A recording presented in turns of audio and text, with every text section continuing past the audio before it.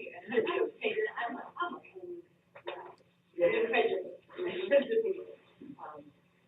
there's a lot going on here. Could you keep talking about the larger issues? This deeply concerns me. Thinking about making this my career here. So could you tell me what the largest issues are? Well, I know what they are, because I know there's a lot of history going on, so people are talking around things. I'm not following.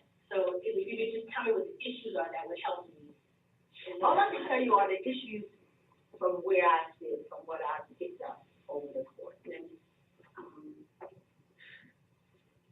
And the reason why I say things go back to, and I agree with Dr. Kajaka, that they break along lines of race and color, now we've brought seniority in there, is because I think that there is a sense in this department of a historical mission, that we are an HBCU, and that our primary responsibility is to keep that mission. And there is a sense, or has been a growing sense, that the business school is moving away from that mission. That's my assessment of what I get. Then we add on top of that, that there is a lot of international representation in the School of Business, and especially in this department. And the university hasn't been as on top of ensuring some of the support for that faculty. And so I think that gets intertwined into that. And then on top of that, then we start to then look at how we are managing some of these questions. I entered into this, I'm in my fourth year. I entered into this 3 years ago, and a lot was about questions of racism that were either put out as being mistreated or not being dealt with, that we never dealt with then. And then one of the ways to deal with it was a suggestion to remove it. You can't remove it.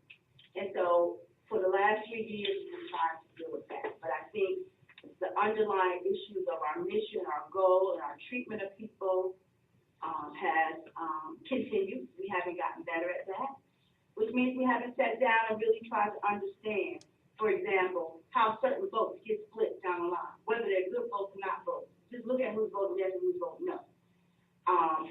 Be it right or be it wrong. Symptomatic of something, but we've ignored it, and we can no longer ignore it because we're cut down the middle for a reason. And I don't think it has anything to do with what we're voting on. Just like I don't think anything that's just saying has to do with the 225 things that the faculty came to me to say that they found was problematic. Those are symptoms of a larger issue of how people feel they've been treated or not treated, invested in or not invested in, and whether or not it's perception or reality. I'm not calling it because, perception becomes reality if you think about it.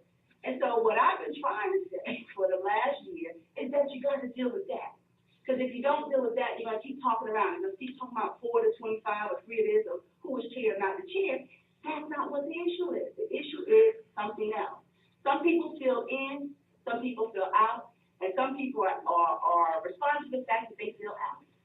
And that's causing everything. And if we don't start to define that there's no in and no out, that people have equal status in this department because they are tenured faculty members in this department, that the government needs to include them and not exclude them, that we can get to some basic rules about that, then maybe we can get to the point where people can interact with one another. But I think that's the problem, and I think they just start around questions of race. And I think that they have gotten bigger because this has allowed us for people to now start to see everything through that filter.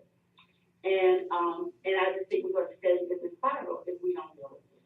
Now, I know a lot of people here disagree with me, but I've been sitting back, and I'm telling you, and I told D. Belly the other day, I got to file a stick on just this department. And when people want to tell me it's one person, I can tell you, absolutely not. Are there some significant things? Absolutely. But it's not one person. It's not one person's relationship with anybody else. It's bigger than that.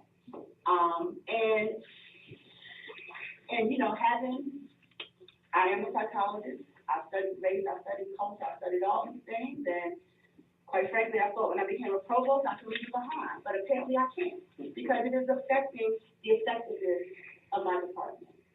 And again, to be a person who really believes in the power of diversity, the power that